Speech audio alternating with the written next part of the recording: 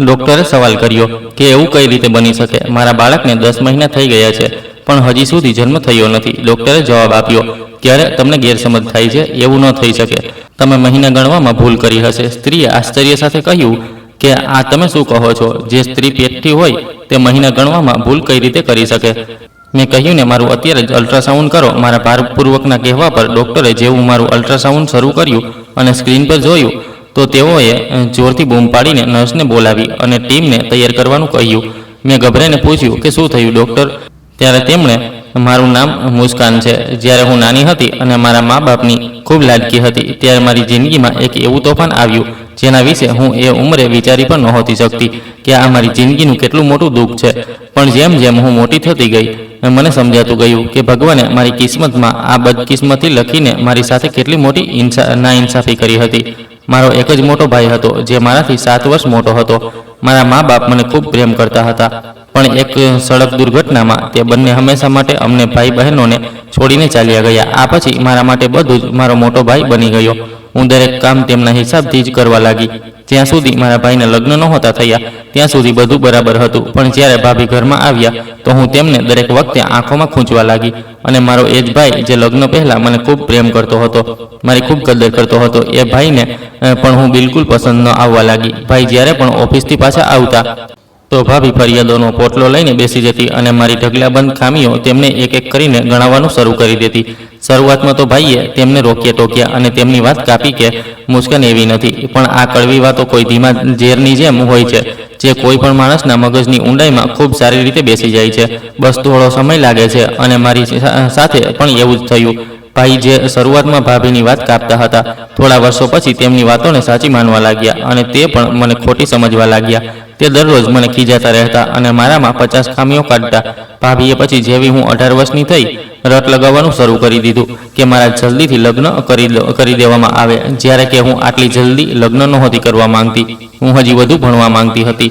પણ હવે ભલા ત્યાં કોણ હતું જે મારું સાંભળે? ભાઈએ મારા માટે સંબંધો જોવાનું શરૂ કરી દીધું અને પછી આજ દરમિયાન ભાઈની જિંદગીમાં ખૂબ મોટી ખુશખબરી આવી. તેમને પોતાની કંપની તરફથી અમેરિકામાં નોકરી કરવાનો મોકો મળી રહ્યો હતો. આ સાંભળતા જ ભાભીની આંખોમાં સોનેરી સપના સજાવા લાગ્યા હતા.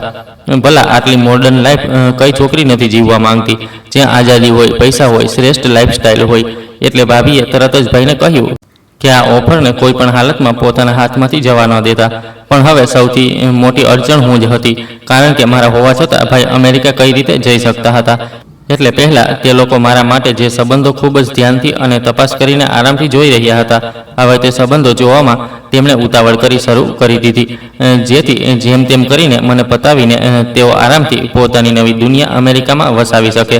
નવી જગ્યાએ કામ શિફ્ટ કરવાનું હતું. આ કારણે ભાઈ પાસે હવે એટલો સમય નહોતો બચી રહ્યો કે તે મારા માટે જાતે જઈને સંબંધો જુએ.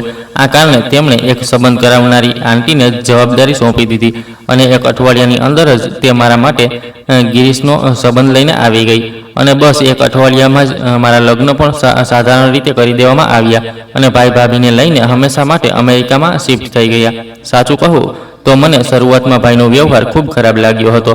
પણ પછી મેં પોતાને સમજાવી લીધું કે જે ભાઈ મને આ રીતે એકલી છોડીને જઈ રહ્યો છે તેના વિશે શું વિચારવું. હવે મારે પોતાની દુનિયા જેની સાથે વસાવવાની છે તેના વિશે વિચારવું જોઈએ. ભાઈ હંમેશા માટે ભાભીની સાથે ચાલ્યા ગયા હતા અને તેમણે ત્યાં પહોંચીને એકવાર પાછળ ફરીને મને જોયું પણ નહીં અને ન તો મારી સાથે વાત કરવાની કોશિશ કરી. હું પણ તેમની સાથે કોઈ વાત ન કરી શકી, કારણ કે મને સારી રીતે ખબર હતી કે હવે તે અહીં ક્યારેય નહીં આવે. હું હવે મારા સાસરે આવી ચૂકી હતી. શરૂઆતમાં તો ત્યાં મને બધું બરાબર લાગી રહ્યું હતું. હું તે ઘરનો રૂટીન સમજવાની કોશિશ કરી રહી હતી, પણ ઘણી વસ્તુઓ એવી હતી જે સમજમાં આવતી પણ હતી અને કેટલીક નહોતી પણ આવતી.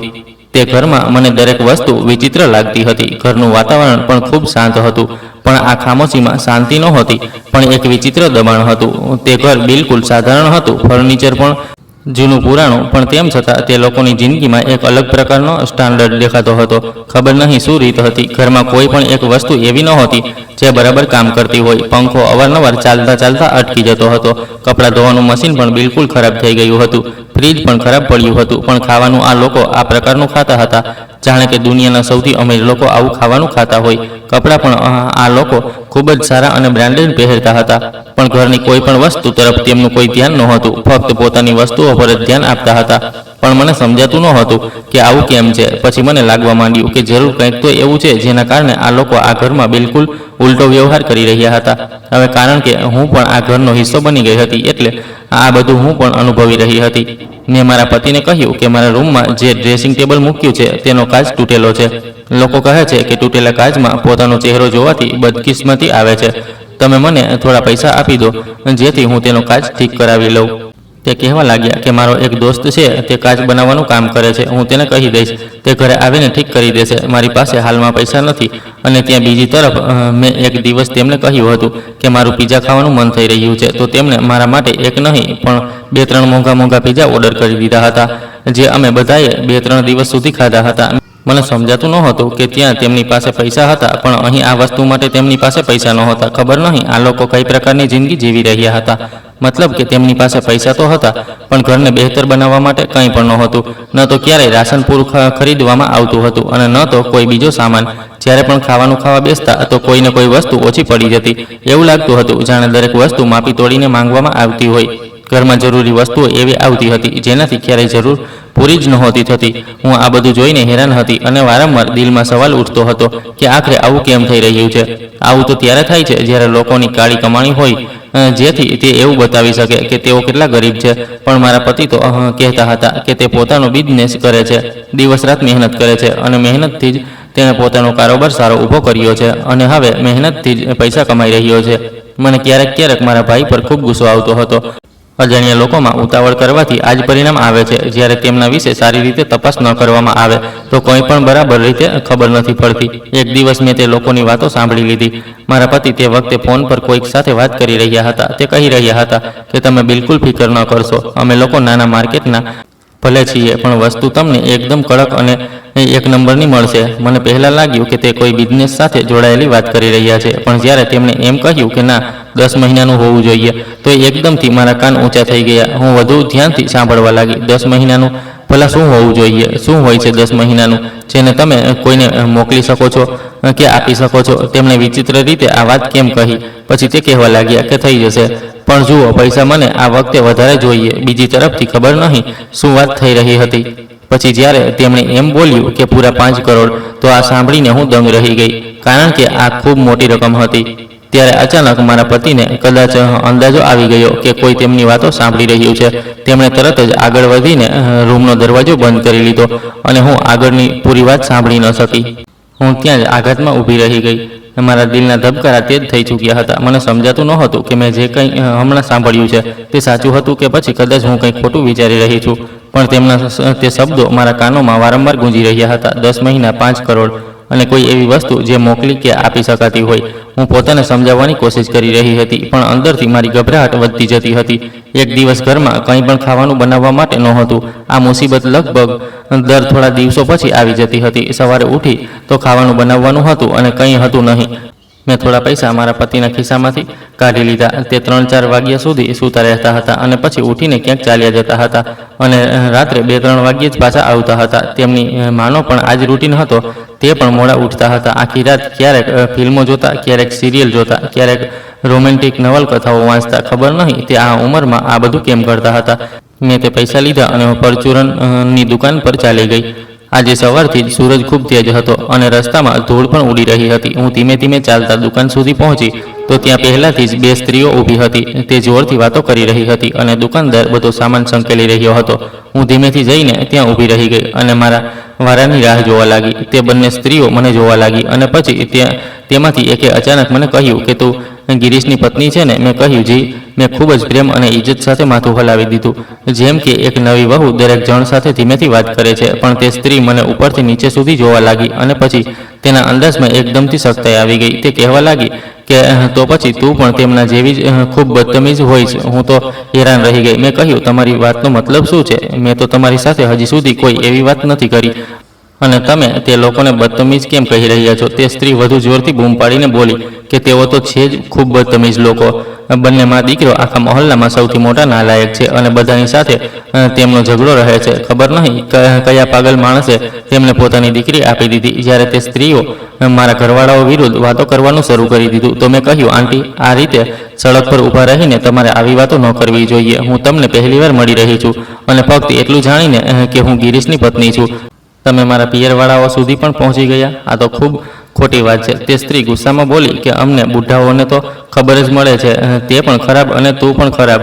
ખબર નહીં આ મુસીબત અને બદનામી અમારા મહોલ્લામાંથી ક્યારે બહાર નીકળશે. તે સ્ત્રીની વાતો સાંભળીને મારા હાથ ધ્રુજવા લાગ્યા. મેં મારી આસપાસ જોયું, કારણ કે લોકો ઊભા રહીને અમને લોકોને જોઈ રહ્યા હતા અને ત્યાંના માહોલમાં એક વિચિત્ર બેચેની ફેલાઈ ગઈ હતી. મેં પછી કહ્યું કે આટલી નફરત તે બંનેથી આખરે કેમ છે? એવું શું કર્યું તેમણે? આખો દિવસ તો તે લોકો પોતાના ઘરમાં જ પડ્યા રહે છે. દુકાનવાળો પણ મારી તરફ કંઈ ખાસ ધ્યાન નહોતો આપી રહ્યો. મેં તેને સામાન આપવાનું કહ્યું તો તેણે જલ્દી બેગમાં નાખીને મને સામાન આપી દીધો, જાણે કે તે ઈચ્છતો હોય કે હું અહીંથી તરત ચાલી જાઉં. હું જ્યારે બહાર નીકળી તો જોયું કે કેટલાક લોકો દરવાજા પાસે ઊભા રહીને મને જોઈ રહ્યા હતા અને ધીમે ધીમે વાતો કરી રહ્યા હતા, માત્ર એટલા માટે કે મારા લગ્ન તે ઘરમાં થયા હતા. મને સમજાતું નહોતું કે આ રીતે આ લોકો કેમ જોઈ રહ્યા છે. રાત્રે ફરી મેં તેમની વાતો સાંભળી. ખબર નહીં તેમને અંદાજો નહોતો કે એક નાનું ઘર હતું અને અહીં અવાજો ગૂંજતી રહેતી હતી. મારા પતિ કહી રહ્યા હતા કે જુઓ, હમણાં તો મારા લગ્ન થયા છે, હજી તો હું બરાબર રીતે મારી નવી પરિણીત જિંદગીના કેટલાક દિવસ શાંતિથી જીવી પણ નથી શક્યો. બીજી તરફ મારી સાસુ કહી રહી હતી કે આ પણ કોઈ વાત થઈ, તું એ પણ તો વિચારે કે કેટલું બધું મળશે. ખબર નહીં આખરે તેમની વાતોનો મુદ્દો શું હતો, જેમાં મારો પણ ઉલ્લેખ થઈ રહ્યો હતો, પણ મને સમજાતું નહોતું. હું મારા રૂમમાં શાંતિથી બેસીને દિવાલ સાથે કાન લગાવીને હતી.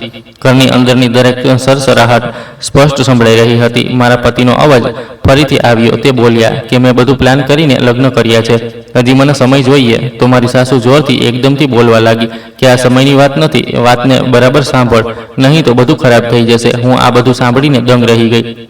મારા મગજમાં વારંવાર આ જ વાત ચાલી રહી હતી કે આખરે આ બંને મારા વિશે કેમ વાત કરી રહ્યા છે અને કઈ વસ્તુનો પ્લાન છે જેમાં હું સામેલ છું. થોડીવાર પછી ખામોશી છવાઈ ગઈ, પણ તે ખામોશી હવે ખૂબ ભારે લાગી રહી હતી. મેં પોતાને ચાદરમાં છુપાવી લીધી, પણ ઊંઘ નહોતી આવી રહી અને મગજમાં એ જ અવાજો ગૂંજી રહ્યા હતા. પછી હું એ પણ વિચારવા લાગી કે આખરે હું આ લોકોની વાતો સાંભળી જ કેમ રહી છું. દરેક ઘરના પોતાના પણ કેટલાક રહસ્યો હોય છે, ઘણી બધી મુશ્કેલીઓ હોય છે, ઘણા મામલાઓ હોય છે. મારે આ બધામાં વચ્ચે પડવાની જરૂર શું છે? હું કેમ એ જ પંચાયતી સ્ત્રીઓની જેમ દરેક વાત સાંભળી રહી છું? મારે પોતાના કામથી કામ રાખવું જોઈએ. જેવું મેં પોતાના કામથી કામ રાખવાનો નિર્ણય કર્યો, તેવી જ મારી જિંદગીમાં મને વ્યસ્ત કરી દેનારી એક ખૂબ મોટી વસ્તુ થઈ. હકીકતમાં હું મા બનવાની હતી. મારા લગ્નને હજી 2-3 મહિના જ થયા હતા, પણ મારી સાસુએ એકવાર પણ મને પહેલાં એમ નહોતું કહ્યું કે ખુશખબરી ક્યારે સંભળાવીશ. પણ જ્યારે એ ખબર પડી કે હું મા બનવાની છું તો તે ના માત્ર ખુશ થઈ, પણ ખુશીથી ઝૂમવા લાગી, નાચવા લાગી. હું હેરાન હતી કે હજી સુધી તો તેમણે આ વાતનો એકવાર પણ ઉલ્લેખ નહોતો કર્યો. મતલબ કે મારા પર કોઈ પણ દબાણ નહોતું બનાવ્યું કે અમને જલ્દીથી જલ્દી બાળક જોઈએ. પણ જ્યારે અચાનકથી તેમને ખબર પડી કે હું મા બનવાની છું તો તે આટલા વધારે ખુશ હતા કે મને પણ હેરાની થઈ. આ પણ એક વિચિત્ર વાત હતી. જો તે ખુશ ન હોત તો પણ મને મુશ્કેલી થાત. તેમણે ખુશી મારા માથા પરથી પૈસા વારીને હવામાં ઉડાવી દીધા અને ખૂબ ખુશીઓ મનાવી. જ્યારે મારા પતિને ખબર પડી તો તે તો મારી સાસુ કરતાં પણ વધારે ખુશ થયા અને તે લોકોએ મારું ખૂબ ધ્યાન રાખવાનું ખૂબ વધારે શરૂ કરી દીધું. તે પહેલા દિવસથી જ મારી એવી રીતે સંભાળ રાખી રહ્યા હતા જાણે કે મારો 9મો મહિનો શરૂ થઈ ગયો હોય. મેં કહ્યું કે એકવાર ડૉક્ટર પાસે જઈને ટેસ્ટ કરાવી લઈએ, જેથી કન્ફર્મ થઈ જાય કે બધું બરાબર છે. તેમણે કહ્યું કે કન્ફર્મ શું કરવું છે? મારી સાસુ બોલી કે મને પણ સારી રીતે ખબર છે કે જ્યારે બાળક થવાનું હોય છે તો કેવું મહેસૂસ થાય છે. આમાં ડૉક્ટર પાસે જવાની કોઈ જરૂર નથી. ડૉક્ટર તો આડી અવળી દવાઓ આપી દે છે અને અલ્ટ્રાસાઉન્ડના જે કિરણો હોય છે તે બિલકુલ પણ ન લાગવા જોઈએ, કારણ કે તે બાળકના સ્વાસ્થ્ય માટે ખૂબ ખરાબ સાબિત થાય છે. ભગવાન ન કરે કે કોઈ પણ મુશ્કેલી હોય કે કોઈ પરેશાની થઈ તો પછી આગળ જોઈશું. તેમ પણ પહેલું બાળક છે, પહેલા બાળકમાં વધારે મુશ્કેલી નથી થતી. આ સાંભળીને હું ચૂપ થઈ ગઈ. મેં કહ્યું, ઠીક છે. હું પણ ખૂબ ખુશ હતી કે હું મા બનવાની હતી અને તેમની ખુશી જોઈને તો મને પણ હેરાની થઈ, પણ ખુશી પણ હતી કે ચાલો ખુશ તો છે. નહીં તો કેટલાક લોકો એવા પણ હોય છે જે ખુશ નથી થતા. આ પછી ઘરનું વાતાવરણ સંપૂર્ણપણે બદલાઈ ગયું. મારી સાસુ જે દરેક વખતે પોતાના રૂમમાં રહેતી હતી તે હવે મારી પાસે આવી જતી હતી. ક્યારેક મારા ખાવા પીવાનું ધ્યાન રાખતી તો ક્યારેક આરામને લઈને મને સલાહ આપતી રહેતી. તે મને વધારે ચાલવા પણ નહોતી દેતી. દરેક વખતે એમ જ કહેતી, આરામ કર, ખૂબ વધારે આમ તેમ ન જા. મારા પતિ પણ પહેલા કરતાં વધારે મારી સંભાળ રાખવા લાગ્યા હતા. તે મોડા આવતા તો પણ તરત રૂમમાં આવીને મારી ખબર અંતર લેતા, પણ તેમની આંખોમાં વિચિત્ર બેચેની દેખાતી હતી, જે મને સમજાતી નહોતી. હું જ્યારે રાત્રે સૂતી હોઉં તો ઘરમાં ખામોશી તો હોતી જ હતી, પણ મને એવું લાગતું કે આ ખામોશીમાં કંઈક છુપાયેલું છે. મારી સાસુ અને મારા પતિ ક્યારેક ધીમા અવાજમાં વાતો કરતા અને જ્યારે હું પાસે જતી તો ચૂપ થઈ જતા. હું અંદરથી ખુશ પણ હતી અને પરેશાન પણ હતી. ખુશ એટલે કે હું મા બનવાની હતી અને પરેશાન એટલે કે આ ઘરમાં દરેક વસ્તુ ખૂબ વિચિત્ર હતી. મારા પતિ પોતાના હાથથી રાતના સમયે દૂધનો ગ્લાસ મને પીવડાવતા હતા. મને તે દૂધ બિલકુલ પસંદ નહોતું, પણ તે કહેતા હતા કે તારા માટે આ દૂધ ખૂબ જરૂરી છે, એટલે તારે તેને પીવું જ પડશે. મને પણ ખબર હતી કે દૂધ પીવું મારા માટે ઠીક છે, એટલે દવા સમજીને હું પી લેતી હતી. જ્યાં સુધી હું દૂધ પૂરી રીતે ન પી લેતી ત્યાં સુધી તે મારી પાસે જ બેઠા રહેતા હતા. મને સારું લાગતું હતું કે મારા પતિ મારી આટલી સંભાળ રાખે છે. આ જ રીતે સમય વીતવા લાગ્યો. મેં સાંભળ્યું હતું કે જ્યારે સ્ત્રી પ્રેગ્નેન્ટ હોય છે તો તેને કેટલાક ઇન્જેક્શન પણ આપવામાં આવે છે અને કેટલાક ટેસ્ટ પણ થાય છે, પણ તે લોકોએ એવું કંઈ પણ નહોતું કરાવ્યું. પણ તેમ છતાં મારી તબિયત ઠીક હતી અને બધું બરાબર ચાલી રહ્યું હતું. મારી સાથે બસ એ જ મુશ્કેલીઓ હતી જે અવારનવાર પ્રેગ્નન્સીમાં હોય છે, પણ તે બધી નોર્મલ હતી. હું પણ ખુશ હતી. મારા સાથે 8 મહિના ખૂબ સારી રીતે પસાર થઈ ગયા હતા. 9મો મહિનો શરૂ થઈ ગયો. મેં મારી સાસુને એક દિવસ કહ્યું કે 9મો મહિનો શરૂ થઈ ગયો છે. હું મારો બેગ તૈયાર કરી લઉં છું, કારણ કે કોઈ પણ સમયે અચાનકથી હોસ્પિટલ જવું પડી શકે છે, તો પછી બેગમાં બધો સામાન હોવો જોઈએ. મારી સાસુ બોલી કે તારું મગજ ખરાબ તો નથી થઈ ગયું? 9મો મહિનો કઈ રીતે લાગી ગયો? હજી તો ફક્ત 7 મહિના થયા છે. આ સાંભળીને હું હેરાન રહી ગઈ, કારણ કે એવું બિલકુલ નહોતું. તે તો મારી સામે ઊભા રહીને આ વાતને આટલી પાકી રીતે કહી રહી હતી, જાણે હું બિલકુલ અજાણ છું. મેં કહ્યું, નહીં માજી, 9મો મહિનો જ શરૂ થયો છે, બલકે 15 દિવસ તો ઉપરના પણ થઈ ચૂક્યા છે. તમને યાદ નથી મેં તમને ક્યારે જણાવ્યું હતું અને કયો મહિનો હતો? હજી જુઓ આ કયો મહિનો છે. સીધો હિસાબ તો છે, 9મો મહિનો જ તો ચાલી રહ્યો છે. મારી સાસુ બોલી, અરે આજકાલની છોકરીઓને ક્યાં યાદ રહે છે? તારાથી ભૂલ થઈ ગઈ છે. તો બેગ તૈયાર કરવું છે તો તું કરી લે, પણ હજી ખૂબ સમય પડ્યો છે. મેં મનમાં વિચાર્યું કે મારી સાસુને લાગે છે ભૂલી જવાની બીમારી થઈ ગઈ છે, પણ તે આ વાતને સ્વીકાર નહીં કરે, એટલે હું ચૂપ થઈ ગઈ. મેં દલીલ ન કરી અને જાતે બેગ તૈયાર કરવા લાગી, કારણ કે મારે તો પોતાનું ધ્યાન રાખવું જ હતું. મેં કપડાં સકેલ્યા, નાના બાળક માટે કેટલીક વસ્તુઓ પણ અલગ રાખી અને જરૂરી સામાન ભેગો કર્યો. ઘરમાં હવે એ જ રૂટીન હતો. દિવસના આ સમયે બધા આરામથી રહેતા હતા અને રાત્રે ઘરમાં હળવા અવાજ આવતા રહેતા હતા. મારી તબિયત હવે પહેલા કરતાં વધારે થોડી ભારે રહેવા લાગી હતી, પણ હું પોતાને સમજતી કે આ બધું સામાન્ય વાત છે અને સમયની સાથે બધું ઠીક થઈ જશે. મારી સાસુ તેમ છતાં પોતાની વાત પર અડગ રહી. તે દરેક વખતે એ જ કહેતી કે હજી ખૂબ સમય છે, જલ્દી શું છે? અને હું દર વખતે એ વિચારતી કે જો મારો હિસાબ ખોટો છે તો પછી મારા અંદર જે બદલાવ થઈ રહ્યા છે તે આવા કેમ છે? મારા હિસાબથી 9 મહિના પૂરા થઈ ગયા અને મેં ઘોંઘાટ કરવાનું શરૂ કર્યું કે મને હોસ્પિટલ લઈ જાઓ, કારણ કે હવે તો 9 મહિના પૂરા થઈ ગયા છે, પણ મને હજી સુધી દુખાવો નથી ઉપડી રહ્યો. કદાચ ઓપરેશન કરવું પડશે. મારી સાસુનો એ જ બહાનું હતું કે હજી એવું કંઈ નથી. પતિ કહેવા લાગ્યા કે તારાથી ગણતરીમાં ભૂલ થઈ ગઈ છે. મને પણ હવે પોતાના પર શંકા થવા લાગી કે કદાચ એવું હોય, કારણ કે મને જાતે દુખાવો નહોતો ઉપડી રહ્યો. મેં મારા પતિને તેમ છતાં સમજાવવાની કોશિશ કરી. મેં કહ્યું કે પણ મારા પેટમાં હળવો દુખાવો થઈ રહ્યો છે. પહેલા તો આવું નહોતું થતું. તે કહેવા લાગ્યા કે આ એવો દુખાવો નથી જે થવો જોઈએ. મેં કહ્યું, નહીં, તમે મારી વાત તો માનો. તો બોલ્યા કે ઠીક છે. પછી તે મને ચૂપકેથી એક બેડ પાસે લઈ ગયા. તે મને દવા આપી દેતા અને કહેતા કે બેટા, હજી તો ખૂબ સમય પડ્યો છે. હું હેરાન થતી કે આ કેવી વાત કરી રહ્યા છે. જો મેં ગણતરીમાં ભૂલ કરી દીધી છે તો પણ 9મો મહિનો શરૂ થઈ ચૂક્યો હશે ને? હું ઘરે પાછી આવીને ખૂબ પરેશાન થઈ ગઈ. દરેક વસ્તુ મને પહેલા કરતાં વધારે ગૂંચવાયેલી લાગતી હતી. મારા પતિની વાતો પણ મને કંઈક વિચિત્ર લાગતી હતી. તેમના હાવભાવમાં મને બેચેની લાગતી હતી, જાણે કે તે કોઈ વાત છુપાવી રહ્યા છે. અને મારી સાસુ પણ દર વખતે એ જ કહેતી કે હજી ખૂબ સમય છે, હજી જલ્દી નથી, જાણે કે તે મને પાકો વિશ્વાસ અપાવવા માંગતી હોય. હું દરરોજ મારા અસ્તિત્વમાં અવારનવાર બદલાવ મારી હાલતને મહેસૂસ કરતી હતી અને રાહ જોતી હતી કે કદાચ સમય આવી જશે, પણ સમય જાણે થંભી ગયો હોય. દરેક વસ્તુ એક જ જગ્યાએ રોકાયેલી હતી. 1-2 વાર એવું થયું કે મને ફરીથી ખૂબ વધારે દુખાવો થયો. મેં ફરીથી મારા પતિને કહ્યું કે મને હોસ્પિટલ લઈ ચાલો, કારણ કે આ દુખાવો પહેલા જેવો નહોતો. દર વખતે વિચિત્ર રીતે આ દુખાવો થઈને ખતમ થઈ જતો હતો. પણ પછી મારા પતિ મને કોઈ મોટા ડોક્ટર પાસે લઈને ન ગયા, બલકે વારંવાર એ જ વૈદ્ય પાસે લઈ જઈને ચાલ્યા જતા હતા. અને તે દર વખતે મને જોઈને એ જ કહેતા કે હજી તો ખૂબ સમય છે, હજી કંઈ નહીં થાય, તમારે ગભરાવાની જરૂર નથી. એક દિવસ હું મારા ઘરની છત પર ઊભી હતી. હળવી હવા ચાલી રહી હતી અને નીચે ગલીમાં ખામોશી હતી. હું કેટલાક કપડાં સૂકવી રહી હતી ત્યારે સામે પડોશવાળી સ્ત્રીએ મને જોઈ. તે મને પહેલા પણ 2-3 વાર જોઈ ચૂકી હતી, પણ આ પહેલા ક્યારેય વાત નહોતી કરી. આજે તે અચાનક બોલી, અરે છોકરી, તું આ કયા ફસાઈ ગઈ છે? પાગલ છે તું? હું ક્યારથી તને જોઈ રહી છું, હજી સુધી તો તારું બાળક થઈ જવું જોઈતું હતું. મેં તેમની તરફ જોયું અને કહ્યું કે તે લોકો કહી રહ્યા છે કે હજી સમય પૂરો નથી થયો. તે સ્ત્રી તરત ગંભીર થઈ ગઈ અને બોલી કે તેમની વાતોમાં ન આવ, આ કોઈ મજાકવાળી વાત નથી, જલ્દી હોસ્પિટલ જા, નહીં તો તું ખૂબ ખરાબ રીતે ફસાઈ જઈશ. મને નથી ખબર આ લોકોની હરકતો કેવી છે. મેં કહ્યું કે આ તો આખો મહલ્લો જ બોલે છે, પણ કોઈ મને સાચું કેમ નથી કહેતું? તે બોલી કે ભલા અમારે નથી ફસાવવું. પછી તેણે થોડી વાર મને શાંત રહીને જોઈ અને કહેવા લાગી કે જો, એક વાત યાદ રાખજે, તું આ ઘરમાં આવનારી પહેલી છોકરી નથી. આ સાંભળતા જ મને જોરદાર ઝટકો લાગ્યો. મેં તરત કહ્યું કે શું મતલબ છે તમારો? શું મારા પતિના પહેલા પણ લગ્ન થઈ ચૂક્યા છે? તે બોલી કે મને નથી ખબર. મેં ફરી કહ્યું કે તમે આખી વાત મને કેમ નથી જણાવી રહ્યા? મારા મગજમાં શંકા પેદા કરી રહ્યા છો. જો તમારા ઘરમાં પણ દીકરીઓ હોય તો શું તમે ત્યારે પણ તેમને આવી હાલતમાં છોડી દેતા? તે સ્ત્રી થોડી ચૂપ રહી, પછી ધીમેથી બોલી કે ભગવાન ન કરે હું ક્યારેય મારી કોઈ દીકરીને આવી મુસીબતમાં જોઉં, પણ તારે સમજવું પડશે, દિવાલોને પણ કાન હોય છે. તારા માણસથી આખો મહોલ્લો ડરે છે. એટલા માટે નહીં કે તે ખૂબ પાવરફુલ છે, પણ એટલા માટે કે જ્યારે તે બોલે છે તો પછી કોઈની પણ કોઈ પરવા કરતો નથી. તે બોલી કે હું દીકરીઓ વાળી છું એટલે તને પૂરી વાત નથી જણાવી શકતી, પણ આ જરૂર કહી રહી છું કે હોસ્પિટલ જા. જો તારી પાસે પૈસા નથી તો આ લે. તેમણે તરત મારા હાથમાં 3000 મૂકી દીધા. મેં તે પૈસા જોઈને બિલકુલ ચૂપ થઈ ગઈ અને પહેલીવાર મારા દિલમાં આ વાત બેસી ગઈ કે ક્યાંક ને ક્યાંક જરૂર કંઈક ખોટું છે અને મારે સાચું જાણવું જ પડશે. હવે મારી પાસે પૈસા પણ હતા, પણ મારામાં હિંમત પેદા નહોતી થઈ રહી. હું તો બસ પરચુરણની દુકાન સુધી જઈ શકતી હતી. ત્યાં સુધી જવાની જ મને પરવાનગી હતી. એક દિવસ હું સામાન લેવાના બહાને તેની દુકાન પર પહોંચી અને તેને કહ્યું કે જેમના ઘરમાં મારા લગ્ન થયા છે તમે તેમને ઓળખો છો? તેણે કહ્યું કે હા. મેં કહ્યું તો મને તેમના વિશે કંઈક જણાવી દો.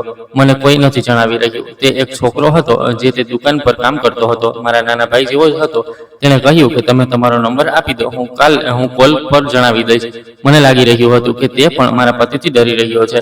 મેં તેને મારો નંબર આપી દીધો અને કહ્યું ઠીક છે, અને એ પણ જણાવી દીધું કે કયા સમયે ફોન કરવો છે. તે બોલ્યો કે હું ફોન નહીં કરું, બલકે હું તમને એક મેસેજ મોકલી દઈશ, તમે તેને વાંચી લેજો અને પછી હું સામેથી ડિલીટ કરી દઈશ. જો મારું નામ આવ્યું તો હું નકામી મુસીબતમાં પડી જઈશ. મેં કહ્યું ઠીક છે. હું તેના મેસેજની રાહ જોવા લાગી. જ્યારે હું ઘરે પાછી આવી તો આખો દિવસ બેચેન રહી. દરેક અવાજ પર મારા કાન ઊંચા થઈ જતા. દરેક વખતે દિલ એ કહેતું કે આજે કંઈક ને કંઈક તો ખબર પડી જશે, પણ સાથે જ એ પણ ડર લાગ્યો હતો કે ખબર નહીં જે સચ્ચાઈ ખબર પડશે તે મારા માટે કેવી હશે. રાત થઈ તો ઘરમાં ફરીથી ખામોશી ફેલાઈ ગઈ. હું મારા રૂમમાં ચાલી ગઈ અને પતિ પણ ઘણી વારથી ઘરની બહાર ગયા હતા. હું રૂમમાં એકલી બેઠી હતી અને વારંવાર ફોન જોઈ રહી હતી. રાહ જોઈ રહી હતી કે ક્યારે તેનો મેસેજ આવશે. થોડી વાર પછી મારા ફોન પર એક મેસેજ આવ્યો. આ એ પણ હતો જેનાથી મને ખૂબ ડર પણ લાગી રહ્યો હતો અને રાહ પણ હતી. મેં જ્યારે પૂરો મેસેજ વાંચ્યો તો મારા હાથ ધ્રુજવા લાગ્યા. તે છોકરો તેમાં લખી રહ્યો હતો કે આજથી 2 વર્ષ પહેલા આ જ રીતે તમારા પતિ ગિરીશે તમારા જેવી એક છોકરી સાથે લગ્ન કર્યા હતા અને જે તમારી જેમ ખૂબ માસૂમ અને સુંદર હતી. લગ્નના કેટલાક મહિના પછી તે માં બનવાની હતી અને તે સમયે આ લોકો વિશે કોઈને પણ વધારે જાણકારી નહોતી. બસ આ નોર્મલ લોકો જ લાગતા હતા, જેમ બાકી મહોલ્લામાં લોકો રહે છે. તે છોકરી માં બનવાની હતી, પણ એક દિવસ એવું થયું કે તેમના ઘરે પોલીસ આવી અને મીડિયાવાળા પણ આવ્યા. ખબર પડી કે તે છોકરીનું બાળક ક્યાંક ગાયબ થઈ ગયું હતું. મીડિયાવાળાઓએ આ કેસને ઉછાળ્યો અને તે લોકોએ પણ વધારી ચડાવીને જવાબ આપ્યો કે આ તો અમારા ઘરની વાત છે, આમાં કોઈને પણ વચ્ચે બોલવાની કોઈ જરૂર નથી. હવે તમે એ પૂછશો કે તે બાળક ક્યાં હતું, તો કદાચ વાત એ છે કે તે બાળક તેમણે કાઢીને કોઈને આપી દીધું હતું, કારણ કે બાળક તો ગાયબ હતું. બસ આખા મહોલ્લાને આજ બધું જણાવવામાં આવ્યું. ત્યારથી તેમનું ઘર બદનામ છે, કારણ કે તેમના ઘરે મીડિયા પણ આવી હતી અને પોલીસવાળા પણ. અને આ પછી છોકરીના ઘરવાળાઓએ પણ ખૂબ પૂછ્યું તો તેમણે ખૂબ ઝઘડો કર્યો હતો. તમારા પતિ આ કારણથી 3 મહિના જેલમાં પણ રહીને આવ્યા છે. બસ આ જ કારણે તેમની સાથે કોઈ પણ સંબંધ નથી રાખતું અને હજી હાલમાં બધા આ વાતથી હેરાન છે કે 2 વર્ષ પછી તેમને ફરીથી તમારા જેવી છોકરી કઈ રીતે મળી ગઈ. જ્યારે મેં તેનો પૂરો મેસેજ વાંચ્યો તો મારી તો જાન નીકળી ગઈ. મારા હાથ પગ ઠંડા પડી ગયા અને મારું શરીર શૂન્ય થઈ ગયું. હું થોડી વાર માટે ચૂપ બેસી અને માથું પકડીને દિવાલને જોતી રહી, જાણે સમજવાની કોશિશ કરી રહી હતી કે મેં હમણાં આ શું વાંચ્યું છે. મારા મગજમાં એ જ બધી વાતો ઘૂમી રહી હતી. પોલીસ, મીડિયા, બદનામી અને એ છોકરી જેની સાથે આ બધું કરવામાં આવ્યું હતું. હું ઈચ્છતી હતી કે આ બધું જૂઠું સાબિત થાય, પણ મારા દિલની અંદર એક ડર બેસતો જતો હતો જે ઓછો થવાનું નામ નહોતો લઈ રહ્યો. મેં ફોન હાથમાં પકડ્યો અને વારંવાર મેસેજને વાંચવા લાગી. દર વખતે દિલ વધુ ભારે થઈ જતું. મને હવે બસ એક જ વાત સ્પષ્ટ દેખાઈ રહી હતી કે મારે મારા પતિ સાથે આ વિશે વાત કરવી જોઈએ, પણ હિંમત જ નહોતી કે હું તેમને સીધો સવાલ પૂછી શકું, કારણ કે તેમનું ઘર પહેલેથી જ મારા માટે વિચિત્ર હતું અને હવે આ વાત તો મારા મગજ પર વધુ બોજ વધારી રહી હતી. એક દિવસ મારા પતિનો મૂડ ખૂબ સારો હતો. તે ઘરમાં ખૂબ હસી મજાક કરી રહ્યા હતા અને ખૂબ નરમ અંદાજમાં પણ વાત કરી રહ્યા હતા. હું મારા રૂમમાં હતી અને કિચનમાં કામમાં લાગેલી હતી. મેં આજ માહોલને જોતા મારા પતિને વાતોમાં પૂછ્યું કે તમારી જિંદગીમાં આવનારી હું પહેલી છોકરી જ છું ને? તે તરત મારી તરફ જોઈને અટકી ગયા, જાણે કે મારા સવાલે તેમને ચોંકાવી દીધા હોય. પછી હળવેકથી હસ્યા અને બોલ્યા કે તને શું કોઈ શંકા છે? તું પહેલી નથી તો બીજું તને શું લાગે છે? મેં જલ્દીથી વાત બદલી અને કહ્યું કે નહીં, હું બસ એમ જ પૂછી રહી હતી. સ્ત્રીઓને આ પ્રકારના વહેમ હોય છે. તેમણે કોઈ પણ શંકા વિના કહ્યું કે હા, સ્ત્રીઓ આવી જ હોય છે. પછી તે ખૂબ જ પ્રેમથી બોલ્યા, અરે મારી જાન, મારી જિંદગીમાં આવનારી પહેલી અને છેલ્લી છોકરી તું છે. તે આ વાત ખૂબ આસાનીથી કહી રહ્યા હતા, જાણે કે આમાં કોઈ પણ વિચારવા જેવી વાત ન હોય. તેમની આંખોમાં શાંતિ હતી અને ચહેરા પર બિલકુલ નોર્મલ સ્મિત. પણ હું તેમના ચહેરાને જોઈને પણ અંદરથી નિશ્ચિત ન થઈ શકી. મેં પણ મારા ચહેરા પર હળવું સ્મિત સજાવી લીધું, પણ અંદર ભારેપણું હતું, જાણે કે એક જાડી ખીલી દિલમાં ખૂંપી ગઈ હોય. તે હલવાનું નામ જ ન લઈ રહી હોય. મેં મારી નજર ઝુકાવી લીધી અને ચૂપ થઈ ગઈ. હું પોતાને નોર્મલ કરવાની કોશિશ કરતી હતી, પણ મારા મગજમાં એ જ બધી વાતો ઘૂમી રહી હતી. તે છોકરાનો મેસેજ અને પડોશનની વાતો. મેં એ જ રાત્રે વિચાર્યું કે આવતીકાલે સવારે હું ફરીથી તે પરચુરણ વાળી દુકાન પર જઈશ, એટલે મેં ફરી કોઈને કંઈ પણ ન કહ્યું. મને ડર લાગી રહ્યો હતો કે ક્યાંક મારી આ બધી વસ્તુઓ વિશે ઘરમાં કોઈને ખબર ન પડી જાય. મને લાગી રહ્યું હતું જાણે દરેક વખતે કોઈ મારા ફોન પર નજર રાખી રહ્યું છે. એટલે મેં તેનો નંબર ડિલીટ કરી દીધો અને મેસેજ પણ. હવે હું દરેક વસ્તુ છુપાવીને ચાલી રહી હતી, પણ હજી સુધી મને પૂરી સચ્ચાઈ સમજાઈ નહોતી રહી. હું ફરીથી તે છોકરા પાસે ગઈ કંઈક સામાન લેવા માટે. તેને મને જોતા જ નજર ઝુકાવી લીધી અને તેના ચહેરા પર સ્પષ્ટ ગભરાહટ હતી, જાણે તે પહેલાથી જાણતો હોય કે હું ક્યાં સવાલ સાથે અહીં આવી છું. તેને જલ્દીથી કહ્યું કે તમે મને માફ કરી દો, મેં પહેલા જ તમને ખૂબ ડરીને મેસેજ કર્યો છે. તેનો અવાજ ધ્રુજી રહ્યો હતો અને હાથ પણ બેચેન હતા. તે વારંવાર આમ તેમ જોઈ રહ્યો હતો, જાણે કે તેને ડર હોય કે કોઈ સાંભળી ન લે. મેં તેની તરફ સીધું જોઈને કહ્યું કે બસ મને એટલું જ જણાવી દો કે તે છોકરી ક્યાં છે. હું જાતે જઈને તેની સાથે વાત કરી લઈશ. આ સાંભળીને તે એક પળ માટે ચૂપ થઈ ગયો. તેના ચહેરાનો રંગ ઉડી ગયો. પછી તેણે જે વાત કહી તેણે તો અમારા અંદરની શાંતિને તોડી નાખી. તે બોલ્યો કે તે છોકરી તો આ દુનિયામાં નથી રહી, તે જીવિત નથી. આ વાત સાંભળીને મારા હાથમાંથી એ સામાન છૂટીને પડી ગયો. મારા પગ ધ્રુજવા લાગ્યા અને હું ત્યાં જ ઊભી રહી ગઈ. મને સમજાતું નહોતું કે હું હમણાં આ શું સાંભળી રહી છું. મારા મગજમાં એક જ વાત ગુંજવા લાગી કે તે છોકરી જીવિત નહોતી. તો પછી મારી સાથે આ બધું શું થઈ રહ્યું છે? હું કેમ અહીં ઊભી છું અને આ બધું સાંભળી રહી છું? હું ત્યાંથી હટીને થોડી દૂર આવીને દિવાલ સાથે ઊભી રહી ગઈ. મારું દિલ ખૂબ જોરથી ધડકી રહ્યું હતું અને આંખોની સામે દરેક વસ્તુ ધૂંધળી થઈ રહી હતી. હવે મને સાચેમાં ડર લાગવા માંડ્યો હતો. મને લાગી રહ્યું હતું કે જે તેની સાથે થયું ક્યાંક એ જ બધું મારી સાથે પણ ન થઈ જાય. હું વારંવાર પોતાને સ્પર્શ કરતી અને મારા અંદર હાજર બાળકનો પણ મને ખ્યાલ આવતો, પણ સાથે જ આ ડર વધી રહ્યો હતો કે મને હજી સુધી દુખાવો કેમ નથી ઉપડી રહ્યો. દરેક પસાર થતા દિવસની સાથે મારી શંકા ગભરાહટમાં બદલાતી જતી હતી અને અંદરથી હું તૂટી રહી હતી, પણ કોઈને કંઈ કહેવાની હિંમત નહોતી. આખરે મેં જાતે જ નિર્ણય કર્યો કે હું બધું રાહ નહીં જોઉં. મારે આ લોકોથી છુપાઈને હોસ્પિટલ જવું પડશે, જેથી હું જાતે સચ્ચાઈ જાણી શકું. પણ ઘરની બહાર નીકળવું એટલું સરળ નહોતું. એટલે મેં એકવાર પરચુરણની દુકાને જવાનું બહાનું બનાવ્યું અને બહારથી ઊંઘની ગોળીઓ લાવી અને ખાવામાં ઊંઘની ગોળી ભેળવી દીધી. બંને મા દીકરો શાંતિથી બપોરનું ખાવાનું ખાઈને સૂઈ ગયા અને હું ઘરેથી હોસ્પિટલ માટે નીકળી ગઈ. મને સારી રીતે ખબર હતી કે હું આ જે પગલું ઉઠાવી રહી છું તેનું પરિણામ ખરાબ પણ નીકળી શકે છે, પણ હવે હું ઘરેથી નીકળી આવી હતી. જ્યારે હું હોસ્પિટલ પહોંચી તો ત્યાંનું વાતાવરણ બિલકુલ અલગ હતું. ચારે બાજુ ભાગદોડ હતી. હું સીધી ઓપીડીમાં ગઈ અને ડોક્ટરની સામે બેસી ગઈ. મારા હાથ હજી પણ ધ્રુજી રહ્યા હતા, પણ મેં પોતાને મજબૂત રાખી અને એક એક વાત સ્પષ્ટ રીતે જણાવી દીધી. ડોક્ટરે પહેલા મારી વાતને હળવાશથી લીધી અને સાધારણ અંદાજમાં કહ્યું કે જુઓ મેડમ, તમારાથી કદાચ મહિનો ગણવામાં ભૂલ થઈ ગઈ હશે. આજકાલ આવું થઈ જાય છે. મેં કહ્યું, નહીં ડોક્ટર, મને એકવાર મારું અલ્ટ્રાસાઉન્ડ કરી દો. મારું હજી સુધી એકવાર પણ અલ્ટ્રાસાઉન્ડ નથી થયું. તેણે મને ધ્યાનથી જોઈ, પછી કહેવા લાગી, સારું છે, સારું, ઠીક છે, ચાલો કરી લઈએ. મને અંદર એક વિચિત્ર શાંતિ થઈ, પણ ડર પણ લાગી રહ્યો હતો. હું સૂતેલી હતી. રૂમમાં હળવી ઠંડી હતી અને મશીનોનો અવાજ આવી રહ્યો હતો. ડોક્ટરે જેવું અલ્ટ્રાસાઉન્ડ શરૂ કર્યું તે થોડીવાર બિલકુલ ચૂપ રહી. પછી અચાનક તેમના ચહેરાનો રંગ બદલાઈ ગયો. બીજા જ પળે તેમણે જોર જોરથી અવાજ આપીને નર્સને બોલાવવાનું શરૂ કરી દીધું. ઓટી તૈયાર કરો, જલ્દી કરો, મોબિલાઇઝ કરો. આનું આપણે અત્યારે સી સેક્શન કરવું પડશે. આને આપણે ઇમરજન્સીમાં લઈ જવું પડશે. મને વધુ ટીમ જોઈએ, જલ્દી કરો. રૂમમાં અચાનકથી ભાગદોડ શરૂ થઈ ગઈ. નર્સે અંદર બહાર આવવા લાગી. મશીનોનો અવાજ તેજ થઈ ગયો અને વાતાવરણ પૂરી રીતે બદલાઈ ગયું. મેં ગભરાઈને પૂછ્યું કે થઈ શું રહ્યું છે ડોક્ટર? તેમણે ઝડપથી મારી તરફ જોયું અને બોલી, અમે તારો જીવ બચાવવાની કોશિશ કરી રહ્યા છીએ. હવે કોઈ બીજો સવાલ ન કરતી. હું ધ્રુજત અવાજમાં બોલી કે પણ મારું બાળક તો ઠીક છે ને?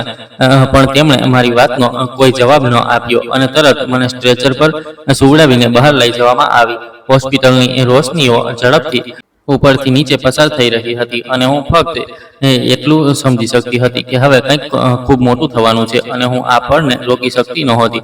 જ્યારે મારી આંખ ખુલી તો રૂમમાં હળવો પ્રકાશ હતો અને હવામાં હોસ્પિટલની અલગ અલગ દવાઓની ગંધ ફેલાયેલી હતી.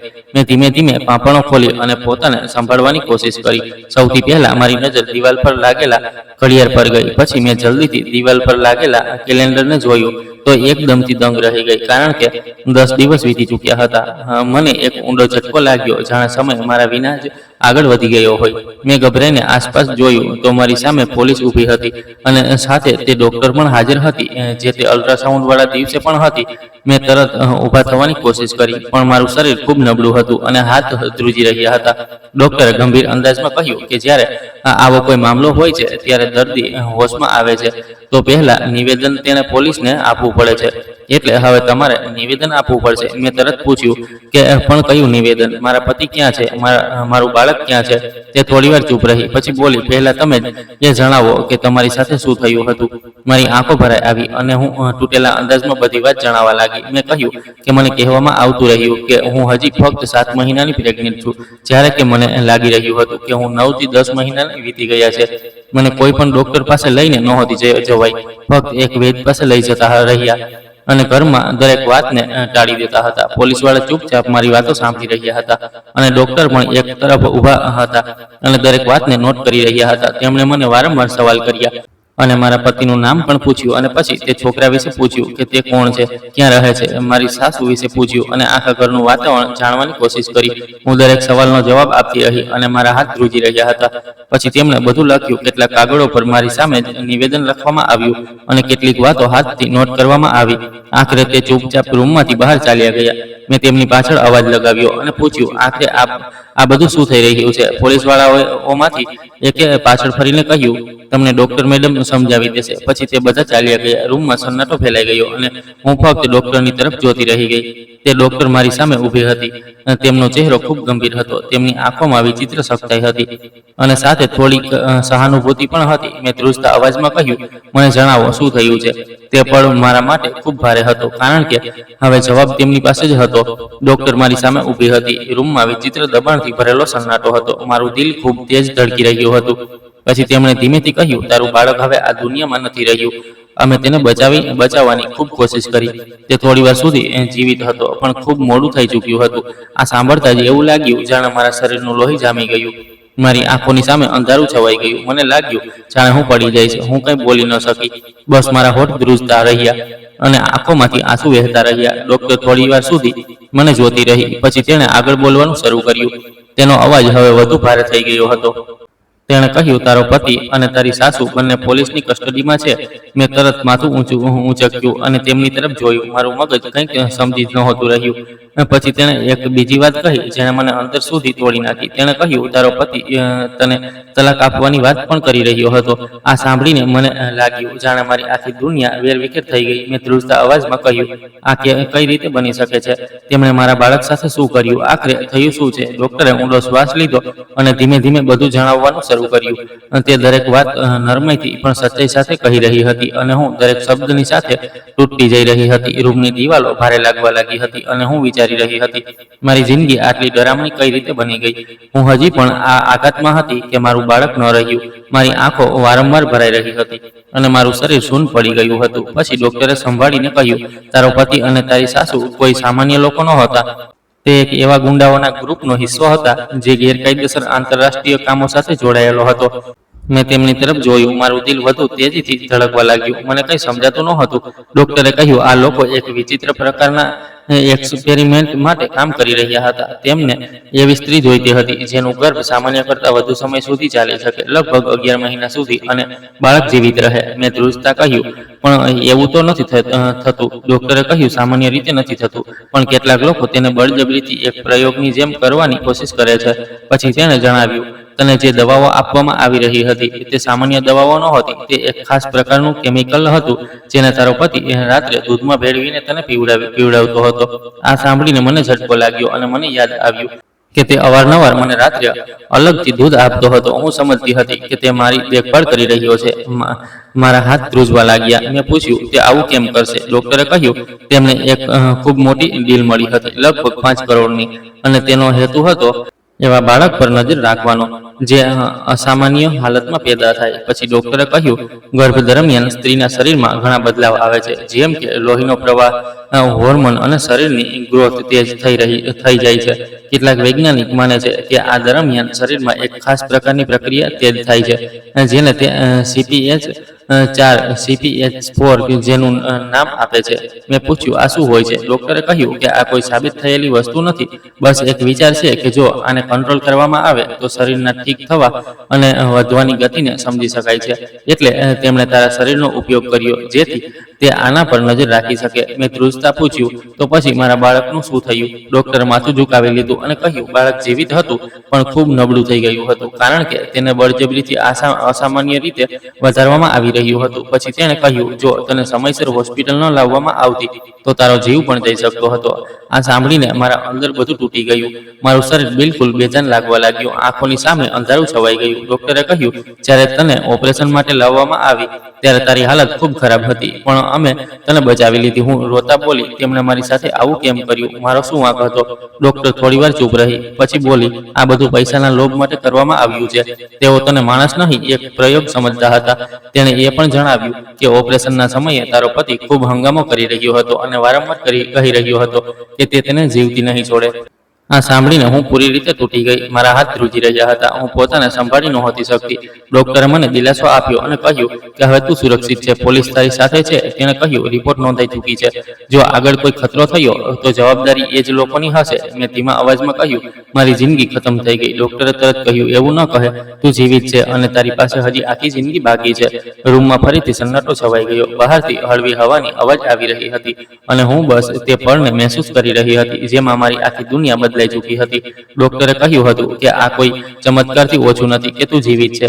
હું તેમના આ શબ્દો સાંભળીને ચૂપ થઈ ગઈ હતી. હવે મારા અંદર પહેલા જેવી ગભરાહટ નહોતી, પણ એક ઊંડો થાક હતો. એવું લાગી રહ્યું હતું જાણે મેં ઘણું બધું ખોઈ દીધું છે અને હવે હું પોતાને ફરીથી જોડવાની કોશિશ કરી રહી છું. મેં ડોક્ટરને પૂછ્યું કે હવે હું શું કરીશ? મારી જિંદગી તો પૂરી રીતે બદલાઈ ગઈ છે. ડોક્ટરે મને સમજાવતા કહ્યું કે હવે તારે એક સુરક્ષિત જગ્યાએ જવું પડશે જ્યાં તને ફક્ત શારીરિક જ નહીં પણ માનસિક રીતે પણ મજબૂત બનાવવામાં આવશે. કેટલાક દિવસો પછી મને વુમન સેન્ટરમાં મોકલી દેવામાં આવી. આ જગ્યા હોસ્પિટલથી અલગ હતી. અહીંનું વાતાવરણ શાંત હતું, બધું બરાબર રીતે ચાલતું હતું અને દરેક સ્ત્રી પોતાની જિંદગીને ફરીથી બનાવવાની કોશિશ કરી રહી હતી. જ્યારે હું ત્યાં પહેલી વાર પહોંચી તો હું ખૂબ ચૂપ રહેતી હતી. કોઈની સાથે વધારે વાત નહોતી કરતી, બસ એક ખૂણામાં બેસીને બધાને જોતી રહેતી હતી. ધીમે ધીમે મેં ત્યાંની દિનચર્યાને સમજવાનું શરૂ કર્યું. સવારે સમયસર ઉઠવાનું થતું હતું, ખાવા પીવાનો એક નક્કી નિયમ હતો અને બધી સ્ત્રીઓ પોતપોતાના કામમાં લાગેલી રહેતી હતી. કેટલીક મહિલાઓ કપડાં સીવવાનું શીખી રહી હતી, હતી, કેટલીક કોમ્પ્યુટરના ક્લાસમાં જતી હતી અને કેટલીક ભણવા લખવાનું ફરીથી શરૂ કરી રહી હતી. મેં પણ પોતાને વ્યસ્ત રાખવાનું શરૂ કર્યું. પહેલા મેં ધીમે ધીમે સિલાઈ શીખવાનું શરૂ કર્યું, પછી ભણવાના ક્લાસમાં જવાનું શરૂ કર્યું. શરૂઆતમાં બધું મુશ્કેલ લાગતું હતું, પણ ત્યાંનું વાતાવરણ મને ધીમે ધીમે બદલાવા લાગ્યું. મેં પહેલીવાર મહેસૂસ કર્યું કે મારી જિંદગી ફક્ત એક દુઃખ સુધી સીમિત નથી, બલકે તેનાથી આગળ પણ ઘણું બધું છે. બીજી તરફ મારી સાસુ અને મારા પતિ વિરુદ્ધ કાનૂની કાર્યવાહી પૂરી થઈ ચૂકી હતી. તેમના પર ખોટા કામોના આરોપ સાબિત થઈ ચૂક્યા હતા. મહોલ્લાવાળાઓના નિવેદન, મારા પોતાના નિવેદન અને ડોક્ટરના રિપોર્ટ તે કેસને મજબૂત બનાવી દીધો હતો. મને જાણવામાં આવ્યું કે તેમને કાયદા અનુસાર સજા મળી ચૂકી છે અને હવે તે કોઈ બીજાની જિંદગી ખરાબ નહીં કરી શકે. આ સાંભળીને મને ન ખુશી થઈ ન ગુસ્સો, બસ એવું લાગ્યું જાણે કોઈ ભારે દરવાજો હંમેશા માટે બંધ થઈ ગયો હોય. કેટલાક દિવસો પછી મારા પતિએ મારી પાસે તલાકના કાગળો મોકલાવ્યા, જેના પર મેં પણ સાઇન કરી દીધા હતા. હવે મારે તેનાથી અલગ થવાનું હતું. આ બધાથી મારા અંદર કોઈ ખાસ ઇમોશન નહોતા આવ્યા, કદાચ એટલે કે હું અંદરથી પહેલા જ તેમને માણસથી અલગ થઈ ચૂકી હતી અને હવે મારી જિંદગી મારા પોતાના હાથમાં હતી. અને આ જ મારા માટે સૌથી મોટી સચ્ચાઈ હતી. એક બે વાર દિલમાં વિચાર આવ્યો કે ભાઈનો કોન્ટેક્ટ કરવાની કોશિશ કરું, પણ પછી મારા ભૂતકાળને યાદ કર્યો અને વિચાર્યું કે આટલા વર્ષોમાં તેમણે એકવાર પણ પાછળ ફરીને ન જોયું. શું ક્યારે વિચાર્યું કે હું અહીં કઈ હાલતમાં હોઈશ નહીં? તો પછી હું નકામી જ તેમની પાસેથી આશા રાખી રહી છું. જ્યારે હું તેમને જણાવીશ કે મારી સાથે આટલું બધું થયું છે, તો તે મારા પર દયા ખાશે કે મને પોતાની સાથે લઈ જશે? નહીં, મારે હવે કોઈના પર રહેમ કરમ પર નથી રહેવું. મારે પોતાના પગ પર ઊભું રહેવું છે. મેં કોમ્પ્યુટરનું બેઝિક કામ શીખ્યું, સિલાઈની સાથે સાથે નાના કામ શરૂ કર્યા. મેં આ વિશે પણ સમજ્યું અને સૌથી જરૂરી, મેં શીખ્યું કે માણસની સૌથી મોટી તાકાત તેની હિંમત હોય છે. શરૂઆતમાં હું દરેક સમયે મારા વીતેલા સમયમાં ખોવાયેલી રહેતી હતી, પણ ધીમે ધીમે મેં પોતાને વર્તમાનમાં લાવવાનું શરૂ કર્યું. એક દિવસ ત્યાંના ઇન્ચાર્જે મને બોલાવી અને કહ્યું કે તમે ખૂબ ટેલેન્ટેડ છો. તમે ઈચ્છો તો અમે અહીંથી બહાર પણ કોઈ બીજી જગ્યાએ તમારા માટે નોકરીની વાત કરી શકીએ છીએ, જ્યાં તમારી પ્રગતિના વધારે મોકા હોય કે તમે પોતાનું પણ નાનું કામ શરૂ કરી શકો છો. તે દિવસે પહેલીવાર મેં પોતાના વિશે વિચાર્યું. ખૂબ લાંબા સમય સુધી ચૂપ રહ્યા પછી મેં કહ્યું, હું મારી જિંદગી જાતે બનાવવા માંગુ છું. આ વાત મારા માટે ખૂબ મોટી હતી, કારણ કે આ પહેલા મારી જિંદગી હંમેશા બીજાના નિર્ણયો પર ચાલતી રહી. હવે હું રોજ થોડી મજબૂત થઈ રહી હતી. મેં નાના નાના લક્ષ્ય બનાવવાનું શરૂ કર્યા. ક્યારેક ભણતર, ક્યારેક કામ શીખવું, ક્યારેક પોતાના પર ભરોસો વધારવો. સમયની સાથે મેં એ પણ સમજી લીધું કે વીતેલા સમયને બદલી શકતો નથી, પણ આવનારા સમયને બહેતર જરૂર બનાવી શકાય છે.